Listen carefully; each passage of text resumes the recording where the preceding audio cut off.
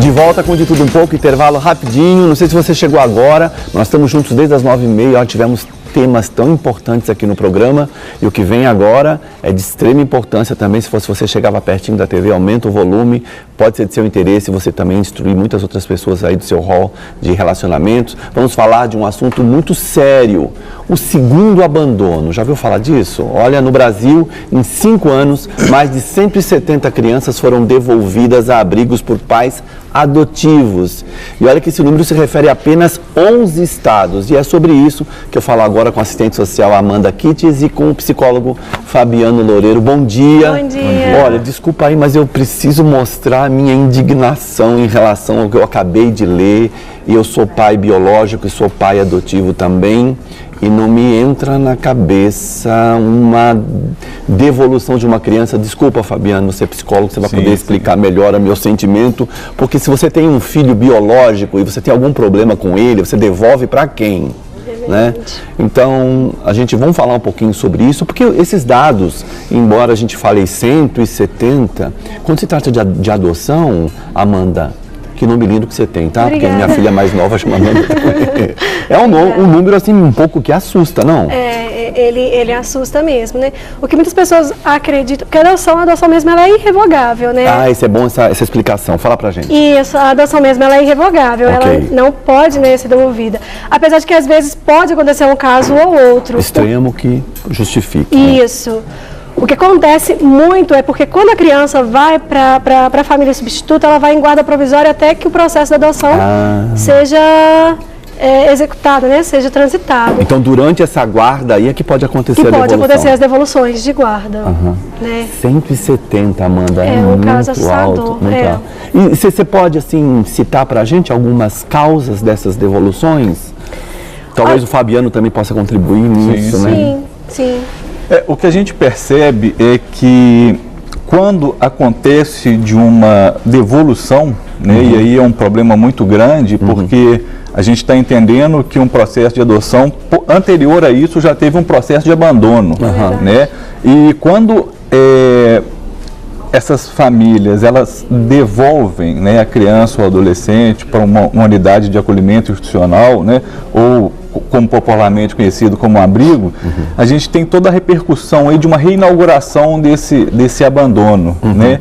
E o que causa isso, geralmente, está lá no momento da maturação do desejo. Talvez aí é o nosso primeiro item da nossa imagem, maturidade da decisão. Exatamente, perfeito. Né? É importantíssimo que aquelas pessoas que tenham o desejo de adotar, de trazer uma criança ou um adolescente para sua família, que tenham essa decisão muito planejada, muito conversada, né? Porque a gente percebe que é na primeira infância, na infância que a criança ela vai começar a criar os seus processos identificatórios, né? Ela tem ali nos pais ou no responsável uma figura de modelo e que a partir dessa figura de modelo, dessa interação social, é que vão ser construídas essa identidade que eu disse anteriormente, a personalidade vai sendo forjada ali naquele momento, bem como a aquisição de repertórios comportamentais.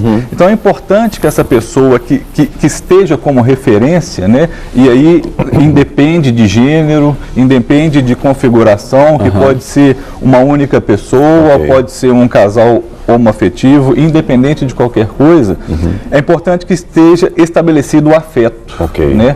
Porque a ruptura, o abandono antes de ser um abandono físico é um abandono do afeto, né? E esse abandono do afeto ele vem impregnado de violências, né? E essas violências, esse abandono ele vai incidir, né, na construção, no desenvolvimento da criança e sem dúvida nenhuma vai começar a repercutir desde cedo até a adolescência. E aí o que a gente percebe hoje na prática é dificuldade de socialização, dificuldade de adquirir conhecimento nas escolas, comportamentos ansiogênicos, episódios depressivos, dentre outras situações, né? Você comentando sobre isso, eu tenho tido oportunidade, às vezes, de palestrar e contar da minha experiência pessoal sobre adoção, né? E o pensamento que as pessoas têm, na maioria das vezes, é assim, vocês não podem ter filhos, né? Que não é o meu caso específico, porque entre as duas nós temos um filho biológico, que eu nem conheço pessoalmente, apressadinho, foi para o céu antes que eu a conhecesse, né? Mas a impressão das pessoas inicialmente é que, tem um filho adotivo porque não pode ter filhos biológicos, né? Na minha experiência pessoal, desculpa aí, né? Você vai me corrigir. Eu acho que a verdadeira adoção é quando você quer resolver o problema da criança e não o seu problema de não poder ter filhos. Eu acho que, como eu tenho aconselhado, funciona melhor assim. E eu vejo que muitas vezes a pessoa vê na adoção uma forma errada de pensar que é caridade. Isso mesmo. Isso é um ponto muito interessante, porque o que influencia muito também nessa devolução de guarda são conflitos familiares que existem, né? Com filho biológico, normalmente. Justamente. Então, esses conflitos, e aí muitas vezes as pessoas não têm essa maturidade da adoção, acham assim, eu peguei, agora eu posso devolver, né? E não se trata de uma caridade, se trata de um filho que você está assumindo ali uma responsabilidade, né? Então, essa maturidade, ela vem muito acompanhada do ponto que a gente fala também, de se inteirar sobre o assunto, né? Porque esses dias mesmo a gente conversou com um casal que tem esse interesse e eles estão fazendo essa busca, estão fazendo esse planejamento, né? Não basta você falar assim, eu vou adotar porque eu não posso ter filho, mas espera lá, é um filho, vai trazer responsabilidades, vai trazer todo o que o bônus vem com o ônus também.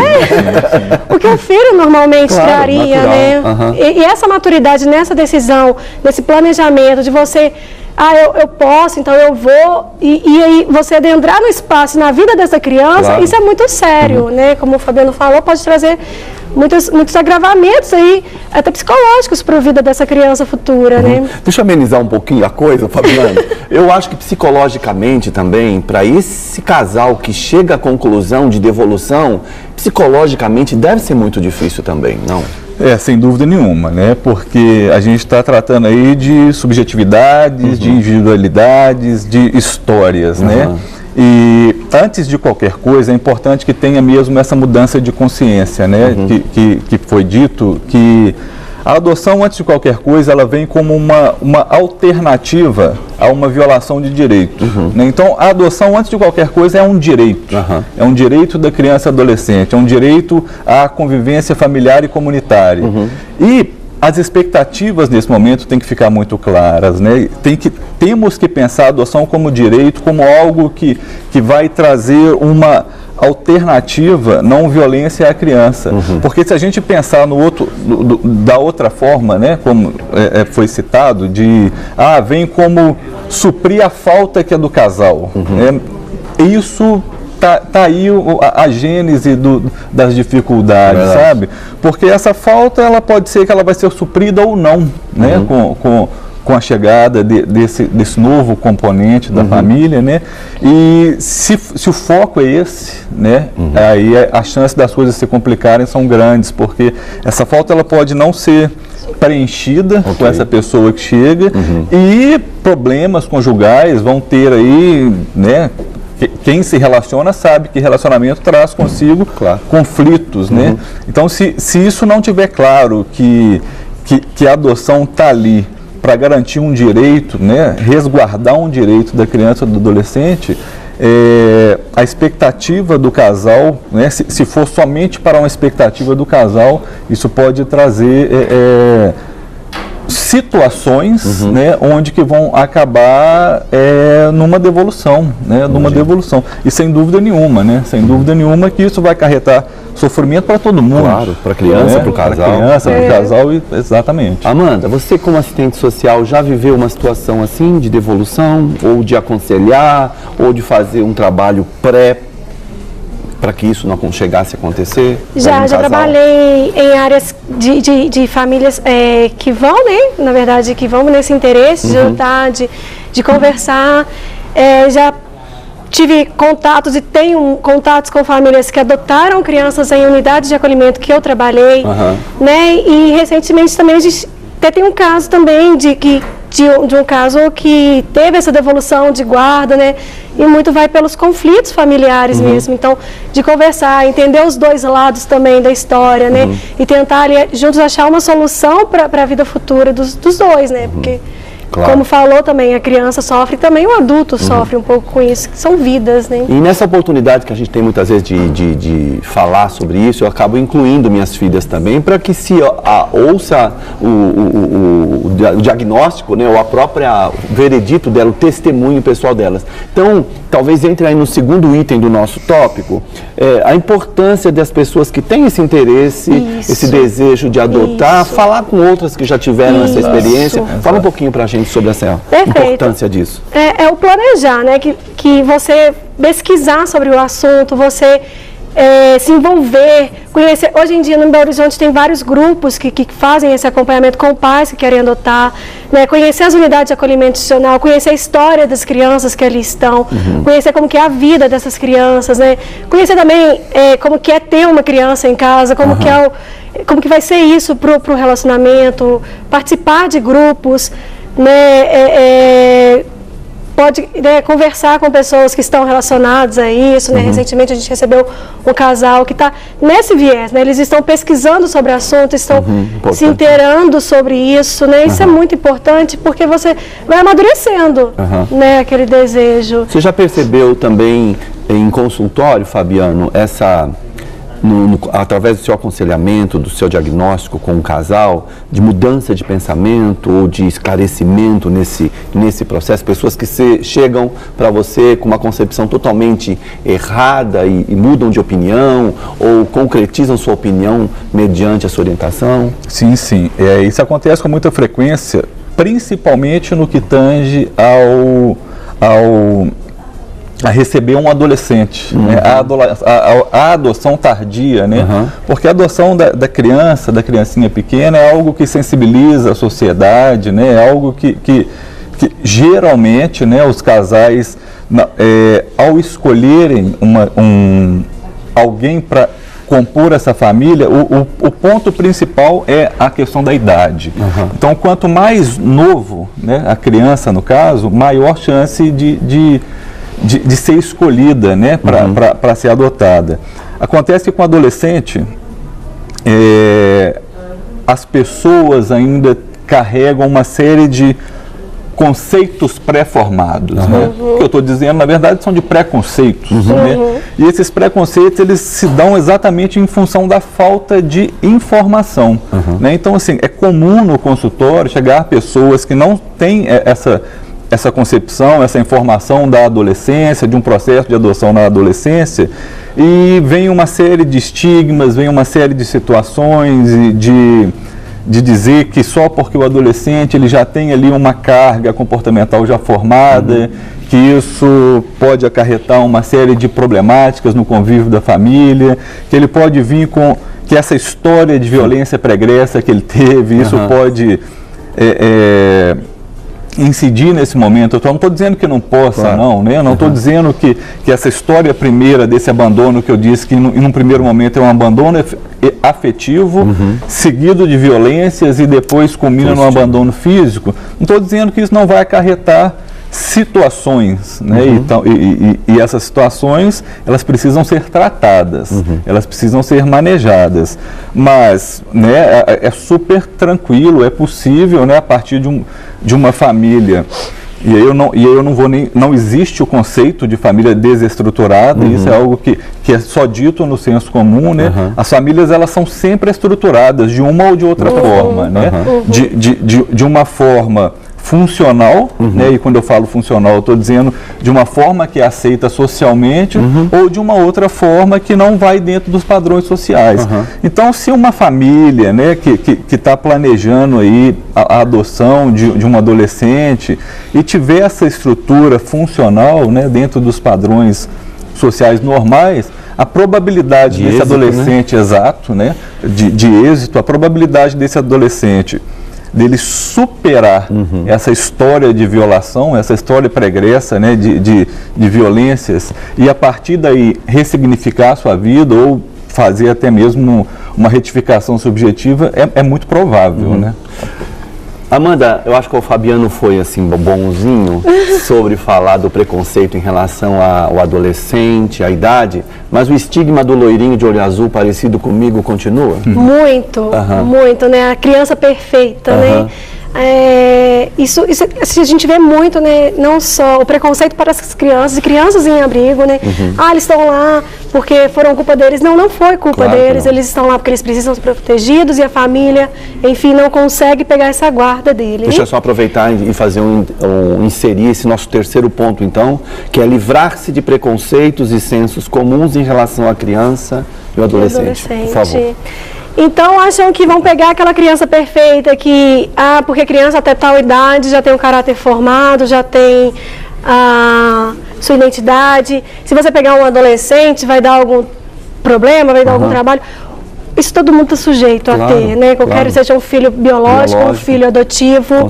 Esses conflitos, eles vão aparecer. As crianças, elas passam, né? Tem um estágio de vida que cada criança perpassa ali pela sua idade, pela sua identidade, pela construção do seu caráter. Então, isso sempre vai ter. Agora, você achar que porque uma criança tem abrigo, ou porque ela foi abandonada, ou porque ela foi retirada dos pais, vai prejudicar o crescimento dela, isso é preconceito. Preconceito mesmo. É um senso comum que gera, né, na sociedade, que perdura de tempos em tempos, né? Estigmatiza a criança da questão quando vem lá do Código de Menores, da delinquente, né? Então, priva uma oportunidade tão fantástica que essa criança e essa família vai ter, né?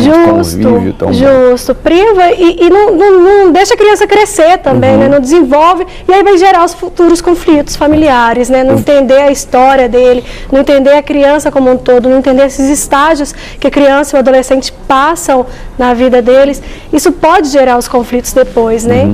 Eu sou do tempo da palavra orfanato, que depois passou pelo nome abrigo, e a gente tem agora o acolhimento institucional. E a gente que está ali com aquelas crianças, a gente vê, puxa vida, como elas esperam por uma oportunidade. Embora são bem tratadas, tem ali o acolhimento todo, né? Mas a oportunidade de ter um lar, eu ficaria o dia inteiro falando sobre esse assunto, Fabiano, mas eu gostaria que você desse pontualmente as suas considerações finais, até mesmo para orientar o nosso telespectador em relação a essa oportunidade, ou vencer esses preconceitos. Fica à vontade. Então, a gente está falando então de uma acolhida, né? Da necessidade que a criança e o adolescente ele tem de uma acolhida.